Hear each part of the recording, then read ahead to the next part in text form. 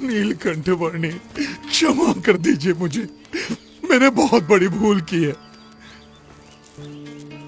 अरे पीबेक, गुरुदेव, मुझे क्षमा कर दीजिए गुरुदेव, और मुझे अपना शिष्य स्वीकार कर लीजिए। कल रात को मैंने मेरे सभी आराध्यों का फिर से आह्वान किया और उनसे कहा कि वे आपका नाश कर दें। तो उन्होंने तो मुझे ही बहुत मारा, पटक पटक कर धो दिया मुझे। और उन्होंने कहा कि आप तो सबके स्वामी, सर्वोपरि परमात्मा है। मुझे क्षमा कर दीजिए प्रभु, मुझे क्षमा कर दीजिए। सच्चे गुरु के बिना कोई भी साधक इधर उधर भटक ही जाता है। मैं भी भटक गया था। कोई बात नहीं पिबेक, मार्ग से भटक जाने का अर्थ हमेशा ध्येय से भटक जाना ही नहीं होता। तुम्हारे पूर्व जन्मों की भूलों को तुम अज्ञान के कारण भूल गए हो, वैसे ही इस जन्म की भूलों को ज्ञान से भुला दो और अभी से एक अच्छे जीवन की शुरुआत कर दो। जी गुरुदेव, गुरुदेव, मैंने बहुत भूल की है। अब आप ही मेरा मार्गदर्शन कीजिए।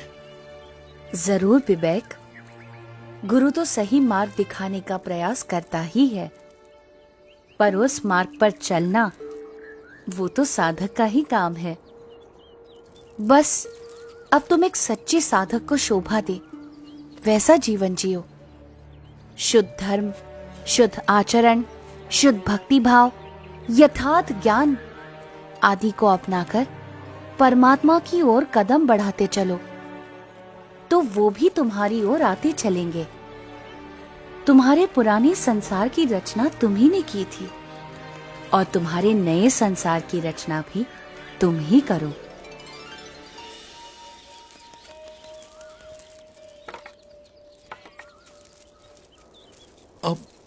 आप कहां चल दिए गुरुदेव?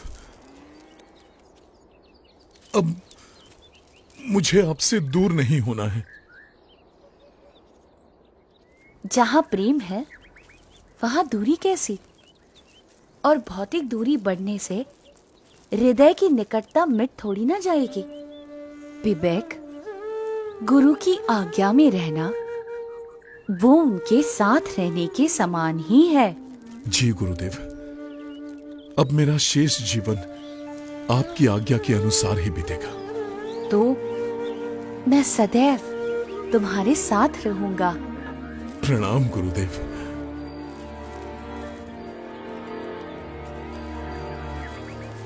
प्रणाम नीलकंठ वर्णी। सच्चे गुरु की सच्ची संगति और उस संगति से आत्यंतिक मोक्ष की प्राप्ति, साक्षात परमात्मा की प्राप्ति, परम कल्याण के इस परम संदेश को फैलाने के लिए अपने अगले पड़ावों की ओर नीलकंठ वर्णी आगे बढ़ चले, असम के घने वनों से होते हुए।